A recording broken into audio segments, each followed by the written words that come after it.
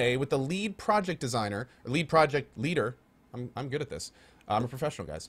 With Rob, who is basically the guy that has been leading Project Resurgence for the last couple years. He is the majority owner of Nectar Game Studios. And yeah, we wanted to bring some of this info to you. So without further ado, let me go ahead and turn up the Skype here and pull over to Rob. Hi. Hi there. What's up, man? Not too much. Awesome, awesome. Well, to start, how about you introduce yourself? Let the people know what's going on here. All right. Well, hi guys. I'm Rob Bouquet. I am the project lead, creative designer, all that business at Nectar Game Studios. And so today we wanted to do a little bit of a team stream for you guys, like we promised. So basically, giving you guys a little more in-depth look at the game, talking about some of the game design mechanics and things that'll be a little easier for us to do a discussion about, as opposed to just writing it up for you. We're going to show you some cool art, and then we're going to take questions at the end. Awesome. So hopefully that sounds pretty good. Sounds great. Well, let's get started, man. Where would you like to begin? All right. So first things first, I think we should talk about the lore of the world a little bit. So you want to pull up that video? Absolutely. All right, guys. I'm going to go ahead and play a video for you real quick. Let's go ahead and get over again to the right overlay. And then maybe we will turn on the right video. Spoilers! All right, let's do it. Here we go. The old stories say this land was once very different, until the cataclysm ripped open the sky and turned it black. Into the deep we fled, and there we remained for generations, waiting to reclaim the light. But what was once one had split, a family with 5 children. But as time passed, the siblings grew quarrelsome. We fought and we warred to the point of ruin, until finally a city was built, a beacon of peace on the hillside. Yet ideals are a fragile thing. Even now the embers of war still smolder, but a new hope rises from the mist. This is the Resurgence, and your story begins now. Oh, that is cool. That is so cool. Pretty awesome, right? Yeah, man. So that's a 1-minute breakdown of the overall lore and history of our world. So to go a little, I mean, that was pretty vague. So to go in a little more depth there, we've talked about this a little bit in the past, but the general idea is that in this world, Lumen, there was a great disaster far in the past. This black mist, they just call it the mist. It came out of nowhere, and it started consuming pretty much everything that it touched. And so the people who had enough time to see it coming, they all went and they fled underground. And there they stayed for like generations. Like they were under there for centuries. And these people that all had common ancestors and stuff, the amount of time they spent apart underground had them develop into these 5 kind of distinct tribes with their own cultures, their own thoughts on what really happened, and their own values. So then, years later, they eventually realized that the world was no longer totally covered in mist, and they returned to the surface and started rebuilding. And so our game takes place a decent amount of time after that. I believe I need to look at the timeline, but I'm pretty sure several centuries have passed. Each of the tribes has reemerged on the surface, built up their own kind of capital areas. Each one kind of starts on its own island of the world. And the other thing is that they, after fighting each other and going to war and all kinds of bad stuff, they eventually founded a central point, kind of the city of Derived, which is it's kind of the melting pot of the world. It's almost like their New York City. This is where all the tribes come together. It's kind of it's a neutral zone. It's not like owned by any of them in particular, and it's a big focus of our game, where you'll reach there by the end of episode 1, and it's going to be like a central point of the storyline. So that's kind of a very quick rundown of the basic premise of the history and everything. And another thing we wanted to point out is that our world exists with 3 affinities, we're calling them.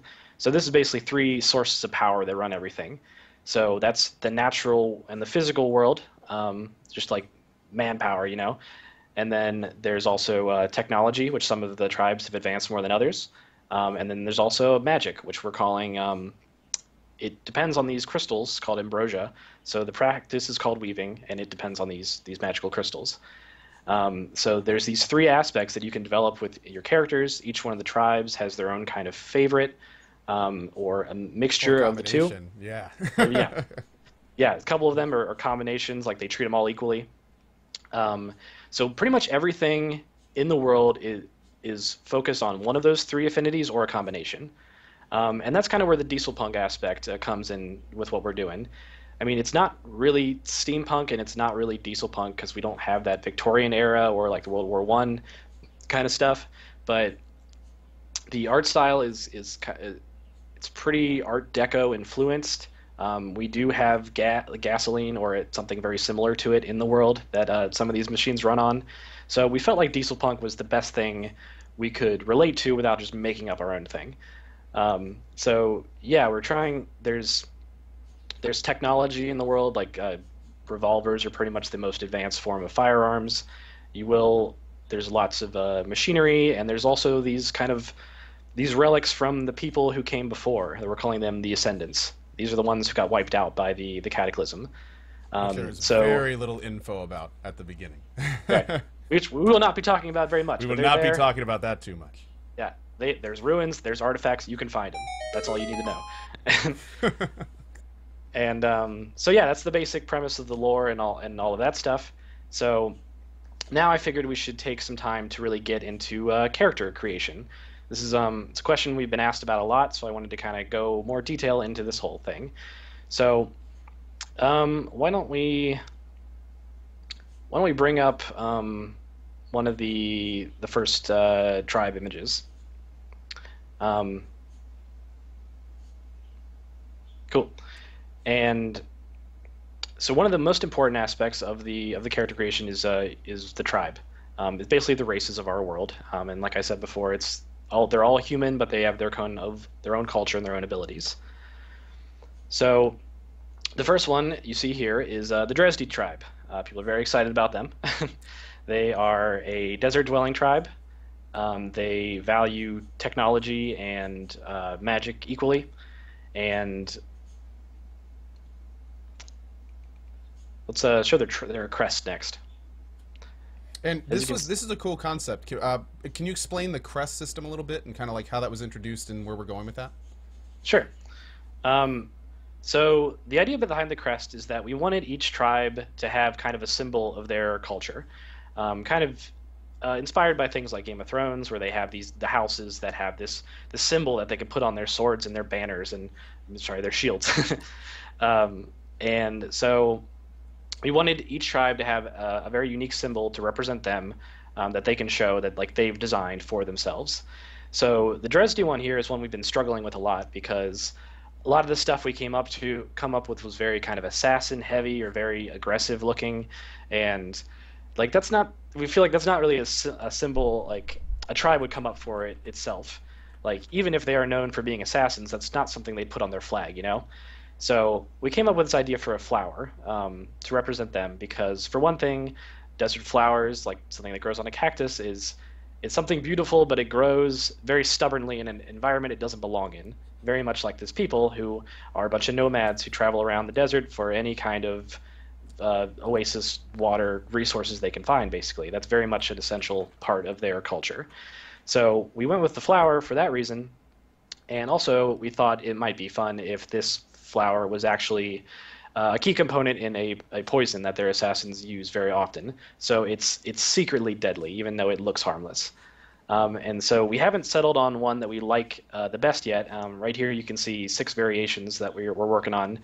We posted that on Twitter recently just to get some other people's opinions on that. So yeah, that's the general idea for the crests. And while you're talking here, and feel free to continue, I'm going to go ahead and start linking the Twitter for people that want to check it out. Also, as a quick note, guys, the dev team is extremely active on Twitter, so they will frequently put out design contests. They'll put out stuff for feedback. I mean, just recently, you guys were asking for feedback on, I don't remember exactly what it was, but it was a pretty key component. But anyway, there's all sorts of stuff going on that Twitter. Very much recommend tossing them a follow and checking that out. It's the twitter.com/nectarjs in chat. Anyway, didn't mean to interrupt you. Please continue. Not a problem. Let's see. Should we go through all the artwork first, or should we talk about the tribe bonuses one by one? Whatever you want to do, man.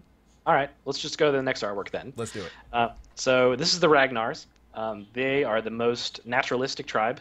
The starting area in the game takes place in their home territory. That's why it looks the most rural and the most kind of fantasy oriented.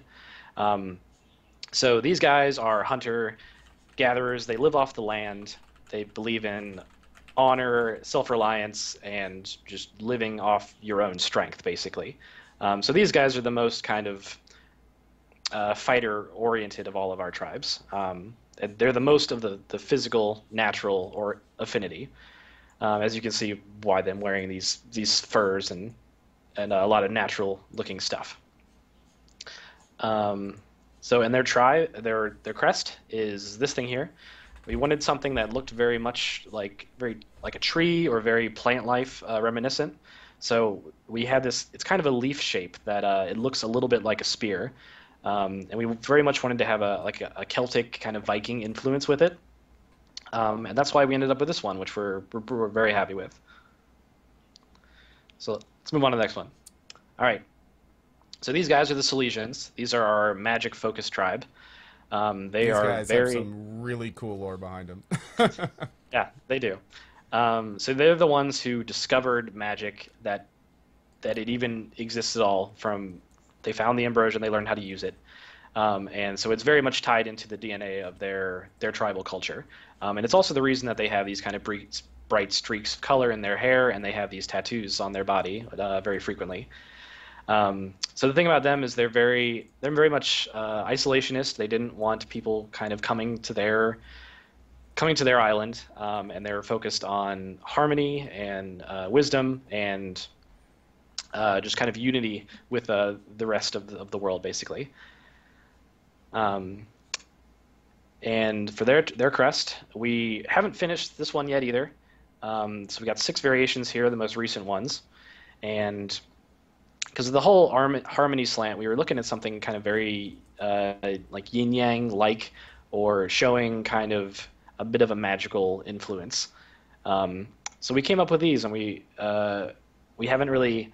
We'll be putting something up on Twitter soon to see what you guys want like the best. What's also kind of a fun unintentional with this almost is the Silesians as a whole are very much kind of, I don't want to say they're neutral from the old lore, but they're very much the ones that kind of accept and don't try too much to control. I don't want to get too much into it, but what's very cool about these emblems, if you notice, they almost have a yin-yang aspect to them, and I think that really does play well into kind of the vision form. That's also really cool about it. Cool. So we got next. All right. These next ones are the Asherad. These guys have a very interesting history because they're kind of they're our most versatile tribe. They're pretty much good at everything. So, and part of their gameplay is that they're particularly good at getting very skilled at one thing in particular. They were also enslaved in the past. Part of the Barik history is that they thought that they were the best. They encountered the Asherad and enslaved them. So these guys they're recently freed slaves for the most part in the world. Like, so their own culture and their own history is for the most part lost. They're just trying to find a place to make their own. So that's why we kind of gave them a little bit of this like gypsy kind of mashed together style of some of the other different tribes. And here's their symbol.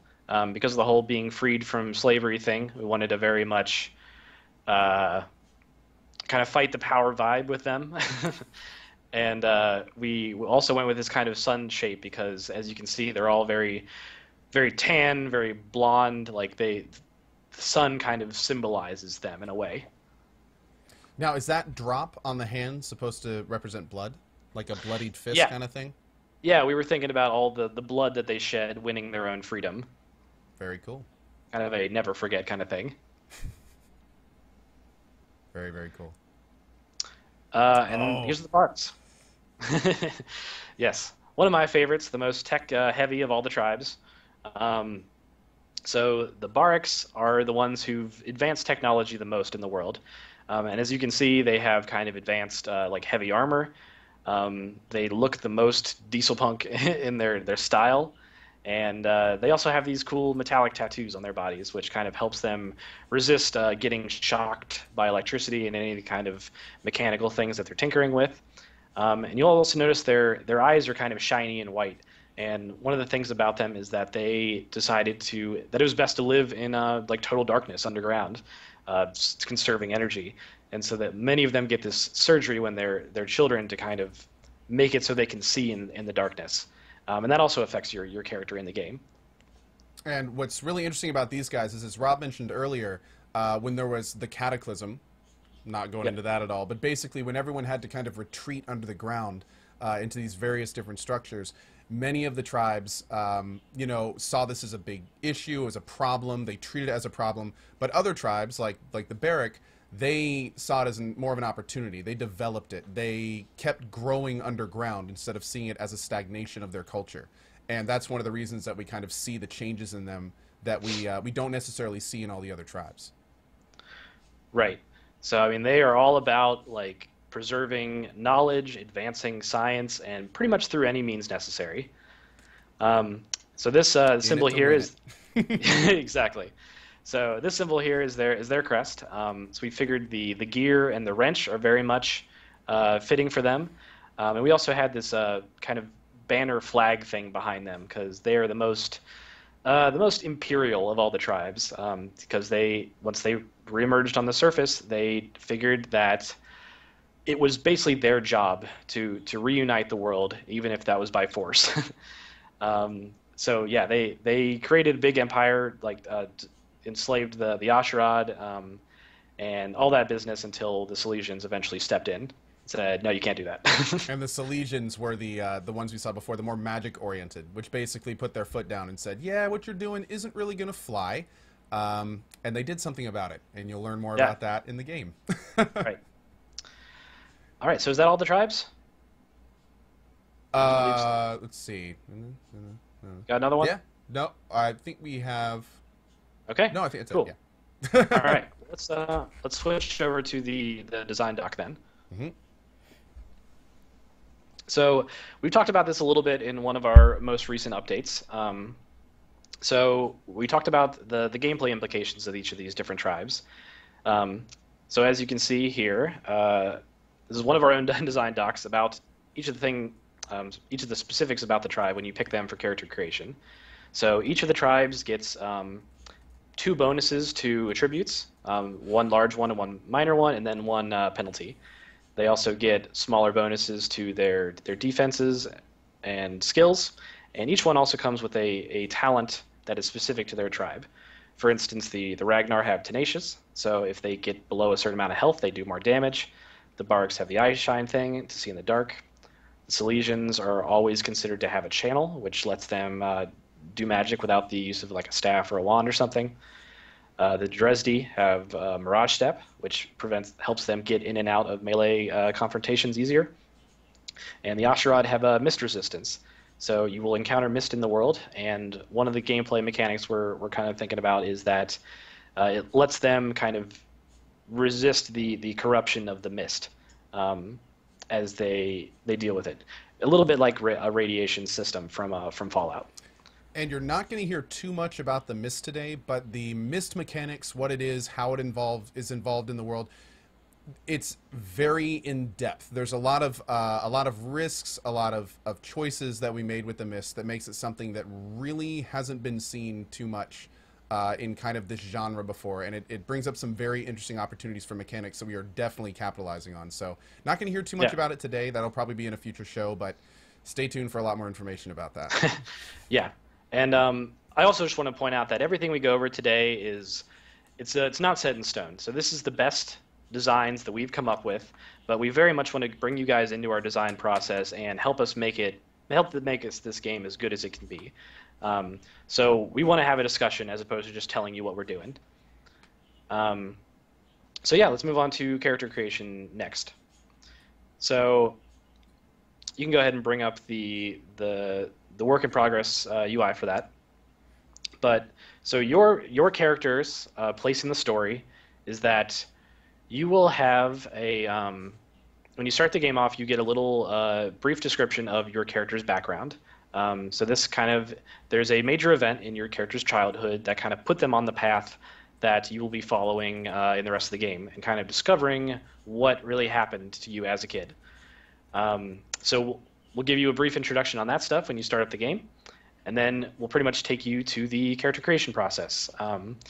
And so this is very much a Western-style RPG, so you get to choose every aspect of the character you want to play, and the game will respond to those choices accordingly. So we're trying to get as much reactivity as we physically can, so that the people in the world respond to you based on the tribe you have, based on your backgrounds chosen, and the things you've done in the game. A very living world. By no means like stoic or structured. We really want those choices to matter. Right, and your character will become a central player in the world of Lumen, just based on the things that have happened to you as a kid that you will discover. So regardless of the character you build, you will very much be a major player in events to come, but you'll still have the choice on what you do in those situations and how the world remembers you, whether you want to be super good, super bad, or anywhere in between. The different groups of people will treat you differently based on how you've handled them in the past. So here is the work in progress for the character creation. Like, this is still very early. It's mainly just trying to show you the different kind of choices that we'll have available, and kind of how we're thinking about organizing this user interface. So one of the first things you decide is your sex and your gender. So you can pick to use the male or female character model, and then you can also choose your gender identity. So you can be male, female, or neutral, and the game will respond to that in dialogue. After that, you choose your tribe, which we already went over. You have the option to choose quirks. You can have none, or you can have one or two. And those, we've been having a bunch of submissions on those recently from the users on our forums. So we've already picked our favorite ones, and we're going to announce some stuff about that tomorrow, and do some voting so you guys can pick the quirks that everybody submitted so far, which ones you like best, and we will put those in the game, in addition to the other quirks that we've been planning. So look forward to that. I think that's going to be pretty cool. Next up is backgrounds. Can we show that in the doc?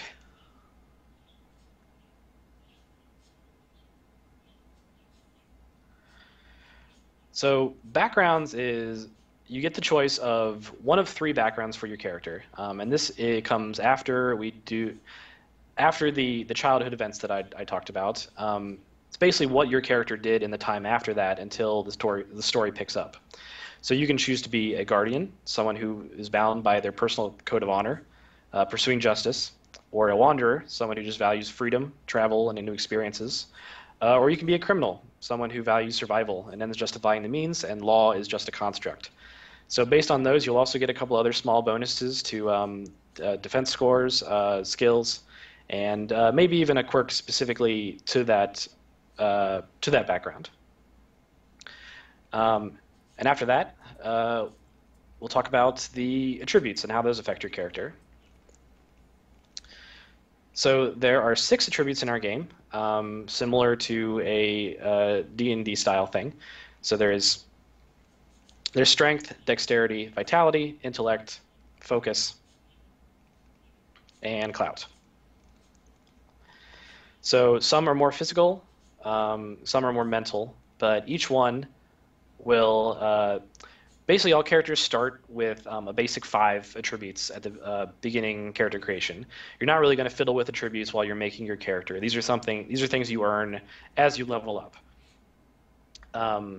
And you don't really get many other bonuses during the level up process. So the main way you build your character is that you get these attributes whenever you level up. We're planning on you'll get to about level 40 by the very end of the game. And then every other level, you'll get to put points in 2 attributes, which we're trying to prevent people from just kind of min-maxing 1 or 2 attributes. But you really need to spread them out so you get bonuses in the things that you care about. You're not just going to get better at fighting for leveling up as much as you will for putting it in strength and dexterity. So we're really giving you a lot of freedom with how you build your character based on this attribute system. And or not forcing you to make too many decisions that are going to really affect the overall enjoyment of the game when you're just starting out and you don't really know what the implications of everything are. So I'll go over them briefly here.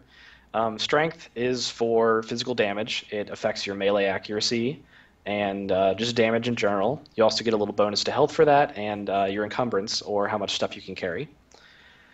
Dexterity is about your general quickness and precision. This affects your ranged accuracy, your reflexes scores, your initiative, and your stamina resource, which powers some of your abilities in combat.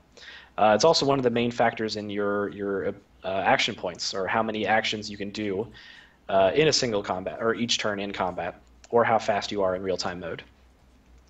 Vitality is all about toughness and your health. So if you more of that, the tougher, the higher your health is going to be. It also affects your stamina and some of your damage resistances.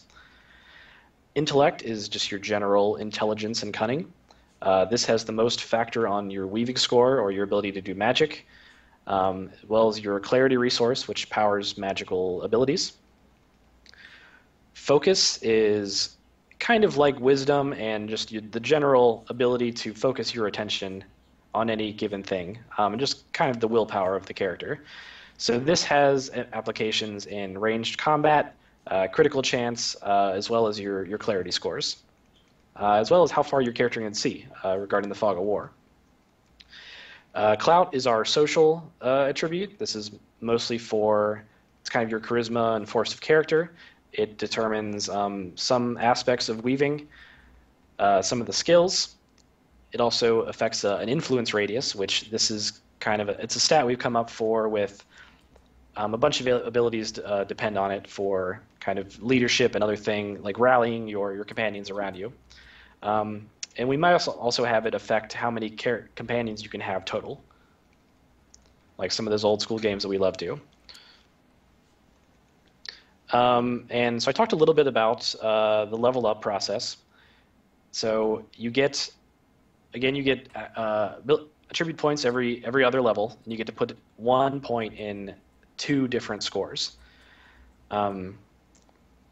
So by max level, you should be able to get up to about 25 in a given attribute. Every 10 levels, you also get a bonus to all of them, so that's just a little bonus for reaching that level. And the only bonuses you get just for leveling up are you get an additional point of health, you get some damage resistances, and your skills go up very minorly. And so yeah, that's the attributes and the level up process for the most part. And next we'll go into derived statistics. Statistics a little bit. So if you scroll down a little more in that document there are 3 things that we're referring to as vitals. These are the things that keep you alive and power your abilities. So that's health, stamina, and clarity. So health is how much damage you can withstand before you pass out, start bleeding out. Stamina powers your physical actions, like melee attacks, and clarity powers your mental abilities. And so things that are like ranged combat and more technical things can also draw on both of them. So then we get into defense scores. There is armor, which represents a flat reduction to all damage received. Deflection is your ability to avoid damage, and your reflex factors into that. Fortitude is your ability to resist like poisons and things affecting your body. Psyche is your ability to resist mind effects. And then we're also doing damage resistances, which reduce damage for each type by a percentage. So that can be slashing, bashing, or piercing damage for the physical stuff. And then there are 5 elements: fire, cold, electric, nature, and spirit, which is kind of the ambrosial stuff. And some things will also do pure damage, which is immune to any kind of damage resistance other than armor. And go ahead and keep going, but for some reason we lost the main screen here. Let me see if I can find it. But feel free to keep talking. Okay. So next up is the social stats. So there's a reaction modifier which will come into play every time you talk to a different NPC. So when you first approach them, you will have a starting score that is based on your character's beauty, just their general attractiveness, and some quirks make this go up or down. You have a personal reputation with them just based on if you've talked to them before and if you've helped them out with quests and things like that. There's a local reputation, so if people know you in this town for being particularly good or bad or whatever. There's also faction can play into it. So if you are talking to someone of a faction you joined to or an opposing one. And there's also renown, which is your general fame or infamy, just how well you're known in this world as a whole.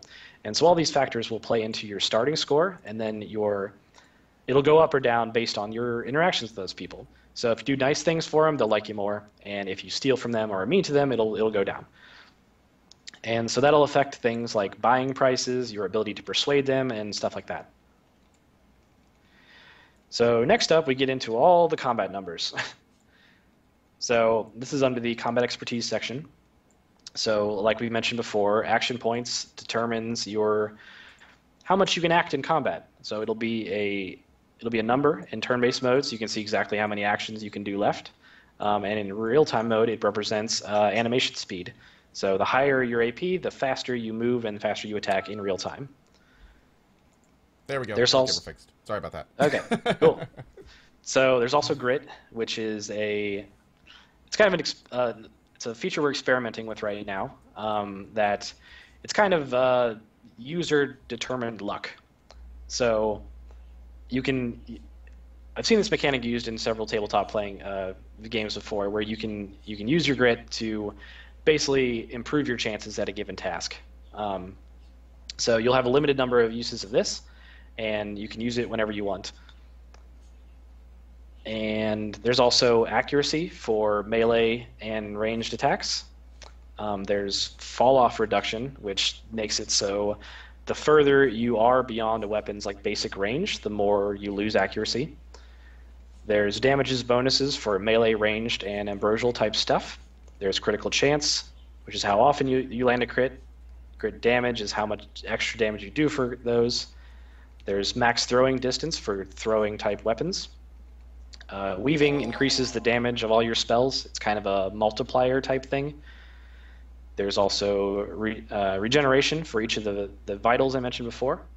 There's the death clock, which how long it takes your character to bleed out once they're down to 0 health. Also fantastic animated metal band. Exactly. Death clock. Close. There is the initiative score, which determines how high you act in the turn order for turn-based mode. There's move speed, which determines how far you can move with 1 AP in both modes. Vision distance is how much fog of war you uncover. Encumbrance is how much the party can hold as a whole. Each character adds to encumbrance individually, but it's also there's going to be a shared party inventory. So you don't really have to worry about moving items back and forth between your companions and just making it as intuitive and easy as possible for sorting your inventory and selling items and all that stuff.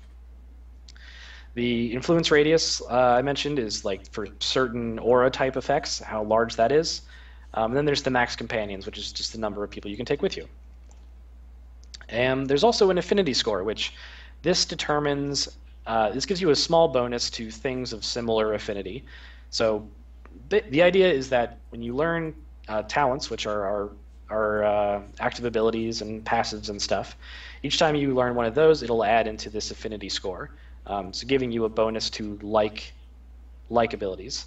So if you learn a lot of weaving spells and things, your ambrosial score will go up, and that'll give you a bonus when doing that kind of stuff.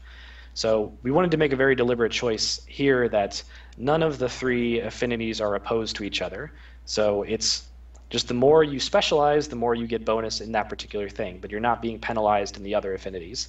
So we're very much encouraging a mixing and matching, making whatever kind of character you want, and the game rewarding you for those choices as opposed to penalizing you. Just a quick note, Rob is frozen, but he is still very much talking. That is a Skype thing. Unfortunately, we can't do anything about that. Skype's balls. Rob, take this. I'm sure are you shaking your fist at the camera? I'm envisioning that, hopefully. Yes, I was. Vigorously shaking my fist. It should unfreeze any second now, but yeah, feel free to keep going. Okay, and saved. Woo! Yay! And frozen again. There, we're back. Yay! Okay. So now, we we've been talking about this stuff for 40 minutes or so, so I think we should probably get into questions now, right? Sure, absolutely. Okay. So, let me look at what we got here. By the way, a big thanks to Corey, who has been managing all of the on-screen stuff until now. Thank you, buddy. Appreciate that. Thanks, Corey. You're the best. All right, so first question. Will enemies scale with your level, or will they be set at a fixed value? So our thought here is that we're against enemy scaling for the most part. For one thing, it's easier for us to do having enemies set up at a set difficulty. We also feel like that encourages you to explore the world, and if you find like an area is too hard, you can leave and come back, or you get a nice feeling of power if you've leveled up and you're beyond what an area might need. So we've talked about some options for scaling things, maybe bosses in particular or something, but those aren't in the current plan, and we'd have to implement those as stretch goals if people felt really strong about it. So yeah, the current plan is no scaling of any enemies right now. What else? Oh, by the way, guys, there is a Reddit thread that is currently being looked at for questions and such. We will, as we move forward and do more Q&As, have different ways to submit questions, but right now most of them are coming off the Reddit thread.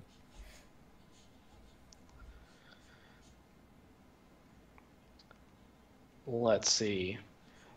Will it be possible to play a Witcher-like character in Resurgence? Sort of a melee warrior who is also a wizard. Yeah, you can totally do that.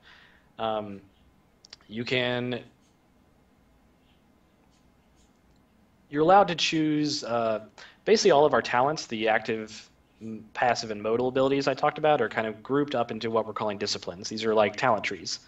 So you're allowed to learn, you basically learn a whole bunch of disciplines, and then you can put your talents in any tree you want as you level up the character. So yeah, you're free to customize however you want to be there. You can have magic and melee. It's really about finding the right balance of how you want to play. And we're trying to empower you that pretty much anything, you can do anything you want. Yeah, one of the big things we wanted to do with this game is really kind of break the boundaries that a lot of people get from wanting to min-max something in particular. So a lot of the games in the past have made the players kind of pick, okay, I want to do this kind of thing with my character, and now I better structure everything that I'm doing to this, or I won't be as effective in doing that. We're doing our best to kind of do away with that. We're making it a bit more realistic, where there's lots of different things available to the character. You can kind of mix and match and maybe come up with synergies that not even we're going to be thinking of at the beginning to really kind of maximize the impact that you have on the decisions you're making. So it should be very interesting. It's, of course, this kind of system is going to take a lot more balancing, a lot more testing, but we knew that going in, and that's exactly what we're planning on doing. Yeah. So you can specialize and go totally melee, totally conversation, or totally magic if you want, or you can mix up any of the different disciplines that we've come up with. So yeah, it's really going to be up to you guys to find the builds that you really like, and for us to keep them balanced. Somebody asked, just out of curiosity, how much of this came from your original concept, Co? Are these new, or did you have these in mind from the start? Okay, well, great question. Now, when I came up with the original concept, I came up with the lore about pretty much all the past stuff and the Ascended things, the Cataclysm, the 5 tribes, which have actually since been renamed, but the new names kind of fit things a little bit better. Also, I came up with the main story arc, which, of course, when I say I came up with the story arc, I mean just that, the backbone. It is very much I'm not even going to say a skeletal structure. It's more of like a DNA roadmap of the creature that is this game. So the NGS team, Nectar Game Studios, they're the ones that are really kind of making the individual quests, the NPCs. They're writing the dialogue. I more came up with the very overarching design of, okay, this is what we're doing in this chapter, this is what we're doing in this chapter, this is when the player discovers that, and then he... But it's the kind of thing where most of what I have come up with is actually in the game in its present sense, but I came up with the foundation of this multi-story house, and Nectar Game Studios is the one that's really helping me develop the rest of that. Right. So like when me and Ben started, when we started this project about 3 years ago, like he really sold me on these like core kernels of the game, and we tried to keep the essence of that as intact as we physically can. But it's very much a collaborative process. Everybody on our team gets their ideas in. So yeah, we're trying to stay true to that, what the initial vision of the game always was, and then just trying to refine it and polish it and iterate it to the best version it can be. Absolutely.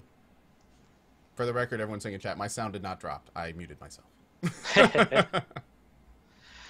Um, will there be some kind of codex explaining all the lore like in Mass Effect? Yeah, we'd love to have a codex, but that's currently one of our stretch goal features as well. Um, just because that would take quite a bit of time, especially to be able to react to player choices. But yeah, we definitely would love to have kind of like an encyclopedia type thing you can refer to. How will the episodic structure affect leveling? The thought there is that since we've mentioned before that questing is the most important way that the player gets experience in our game. So we're trying to focus it so that we're encouraging players to advance the story and to advance their players' goals. So that's why you get the most experience for doing quests, and not just like running around and killing stuff. You still get some experience for pretty much everything you do in the game, whether that's fighting, trying to pick locks, convincing people, or any number of things. You'll still get this, referring to that as our challenge system. So you'll get small increments of experience when you hit certain milestones of doing any of those things often enough. So it's going to be fairly easy for us to know pretty much how much experience is available in a given episode. So we may allow for some things like enemies to respawn for people who do want to grind a little more and that kind of thing. But we're basically going to we're thinking we'll put a level cap on each episode so you can accumulate more experience to give you kind of a boost for the next one, but you won't be able to level up beyond the limits that we put in each episode. So yeah, basically a level cap per episode that goes up each time as we add new talents and new features to the level up process. And keep in mind, those are kind of like modules in like a D&D game. It's basically like each chapter is kind of like a big sandbox of things that you can do as you move through the main story. So even though there will be a theoretical maximum of experience you can earn per one, most likely that theoretical maximum will be significantly higher than if you were to just run through the main quests and try to get through the game as quick as you can. It's not going to be limiting in any way. It's more just going to be like a mathematical roof kind of thing. Right. So, I mean, to elaborate on that, each episode has its own story arc. It's like a season of a TV show or like a movie series. So it's self-contained plot, but each episode will build on the larger overall plot that you'll be revealing that as you explore the world.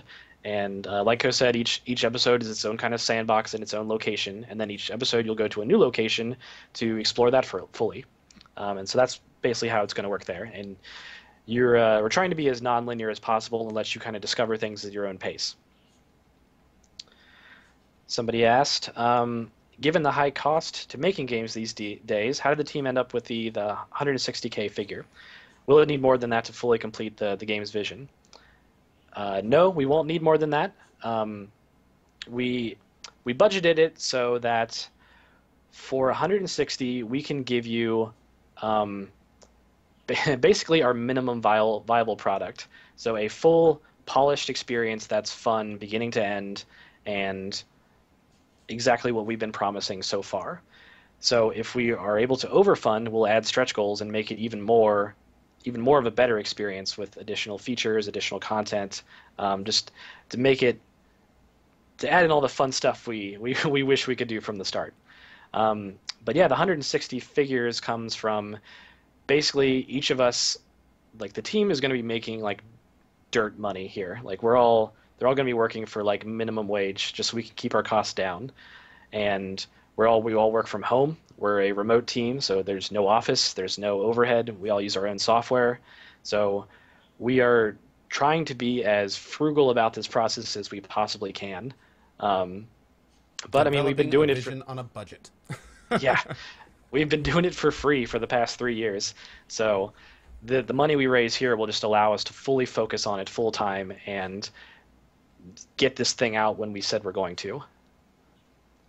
And that's one of the reasons, for instance, if you visit the Kickstarter, we have been 100% transparent about where every penny is going. It all ties into the timeline. Those go hand in hand. It's all about transparency and making sure that we can deliver on exactly what we're promising. Yep. How much loot can you carry? Let's go with all of it. Yes. Well, I mentioned that you'll have an encumbrance, which is party wide. So the more characters you have and the higher their strength, the more stuff you can carry. And the encumbrance is kind of a weight and bulk combined thing. So things that are larger will have more of a factor on encumbrance, and things that are heavier will as well. We're thinking that there won't be a speed penalty if you hit your limit. You just can't pick up anything else. Or things will automatically get sent to storage or something like that.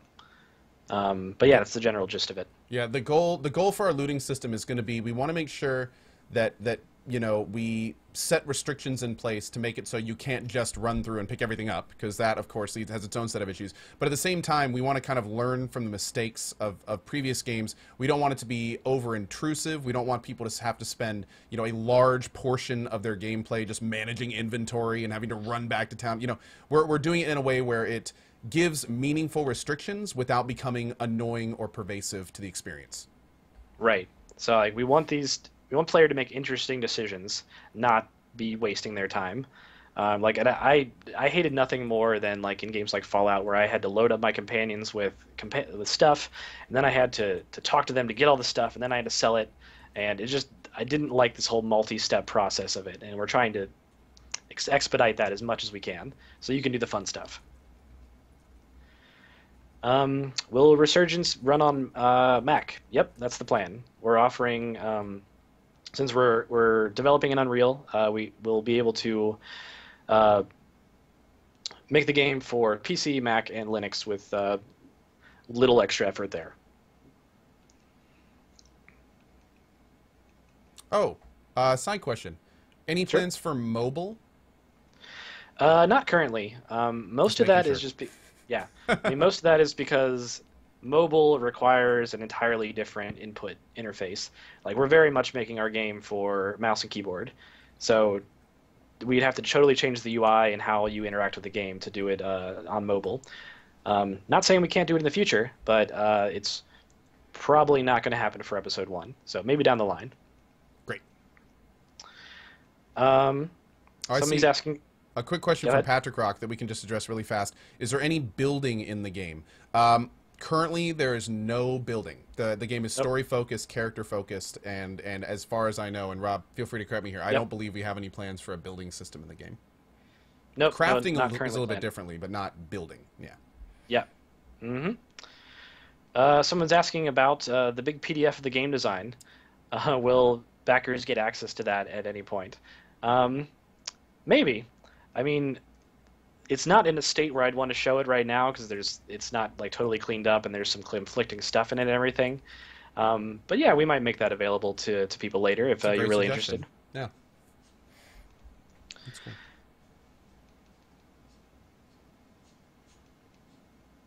So let's see. Someone asked, are stats passively increased as you level, or race improved for level?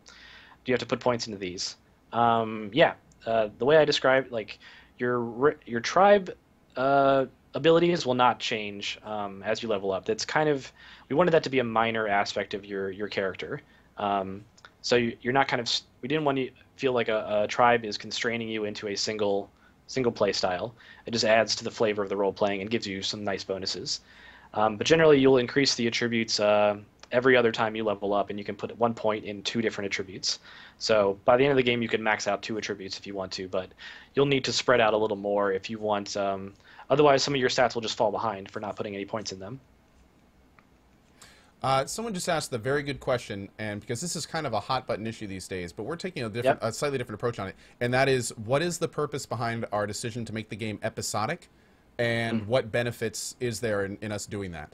And I think Rob will be able to answer this question a little bit better than I will, but just to give my quick perspective on it, I originally envisioned this game as an episodic experience, and this was when I just started developing it over 3 years ago.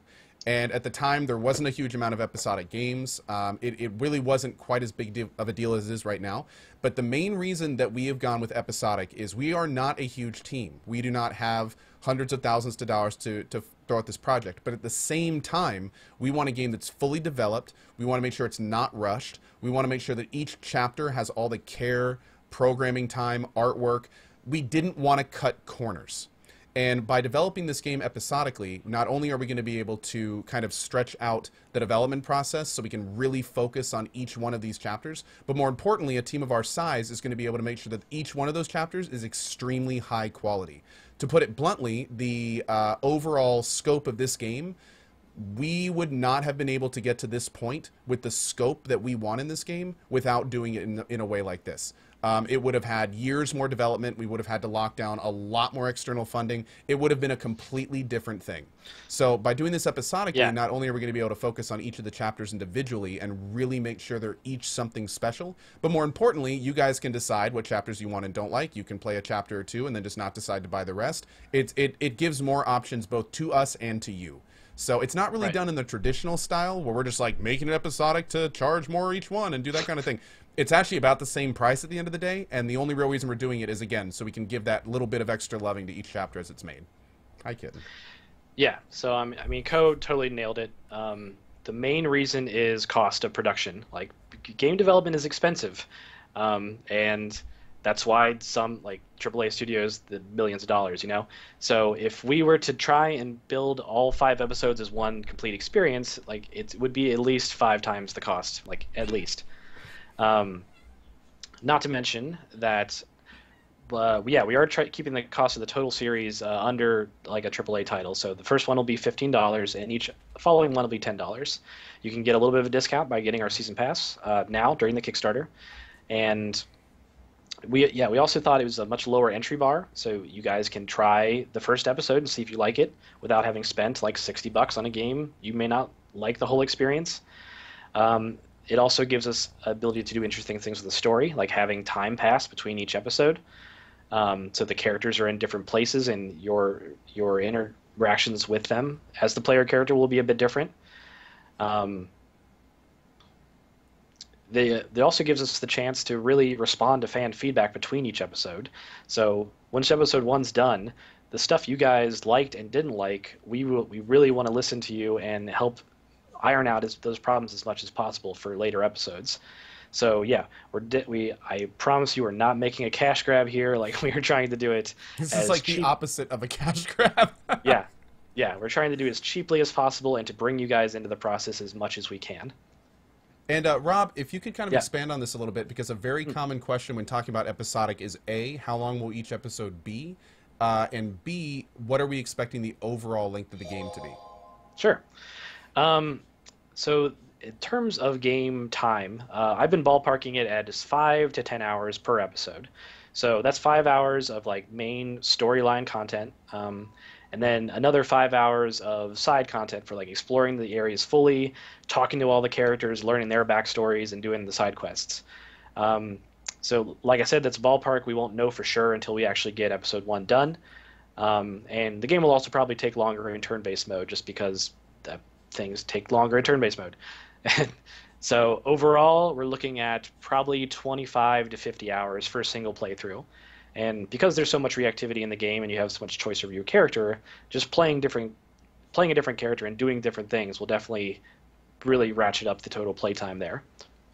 And one of the big things that kind of makes me personally excited about this is, you know, a lot of this is depending on what's the reception of the game going to be, you know, how are people going to like it, what kind of feedback are they going to give. There's a lot of unknowns that could mean very positive things for the franchise Project Resurgence as a whole. So if people really like some aspects of it, we could develop that out and maybe we'll see a lot more game time. On the other hand, if people say things are, you know, hey, this takes too long or there's too much here, well, we can reduce that and we can focus on other parts of it. So it's really hard to say right now how long it's going to be especially, but what we can promise you is as we continue to develop it, we're going to make sure the stuff that you guys like to play is what really gets worked on, you know, brought to light and focused on. So should be really good. Cool. So how are we doing on time? Do we need to wrap things up here? We are at an hour. Okay. So it's a pretty good stopping point for our first one. Okay. There will definitely be more. Cool. So All right. So, yeah, I mean, we try to address as many questions as we can. I think next time we'll probably do something similar where we take questions ahead of time on Reddit or through some other means. So we make sure we address those, and then we'll get to more questions in the chat if we have time. I'm sorry if we didn't get to your question today. If we'll definitely answer it though. If you take it to our subreddit, we have a whole thread there for questions for the team. You can ask in our backer comments or on Twitter. We got a whole staff of ambassadors who are out there trying to help us get your questions answered. So many from this you guys community, by the way. Very cool. Yeah, definitely. Been very, very, very glad to have the support of the coalition. You guys are great. So yeah, I guess we should just wrap things up, right? Yeah, absolutely. Well, a big thank you again to Corey, the guy behind the scenes, NGSCMV. Thank you for your time. Rob, it has been an absolute pleasure. As I briefly touched on earlier, this is the first of multiple things like this we'll be doing. So if you guys have any questions, suggestions, anything that you guys want us to touch more on, please feel free to let the Nectar Game Studios guys know via Twitter or their more active everyday Reddit. But yeah, thank you for coming out here, Rob. Really do appreciate your time. Of course. Thank you. Thanks so much for joining us, guys. I hope you had a good time and learned some stuff about the game and got you excited. Definitely come join our forums if you want to get more in depth with the discussion, get some of your ideas in the game. And yeah, today we hosted through the Co-Carnage site. So if you want to follow these in the future, should be a button there to follow the Nectar GS stream, and we'll be using that for our team streams in the future, I believe. And just to be totally sure, that is twitch.tv/NectarGS? Yep. Perfect. I'm going to spam that in chat. Make sure to, I'm going to do V a bunch of times because I can't copy paste right. And yeah, just make sure you find that channel as well, guys. In the future, you'll probably eventually see this transition over to me hosting that, and we'll do it on there. But yeah, awesome. Thank you guys very much. Rob, I will catch you in just a second, and see you in a little bit. All right. Thanks, guys. All right, my friends. So, guys, thank you again for everyone coming out today. As you guys can see, we are $106.8 thousand towards our goal. Just over 50,000 remaining. We are cutting it close, guys. But again, every single pledge counts. We thoroughly appreciate you guys tuning in for that, and thank you guys so much for it. I am going to jump off real quick. I will be back in about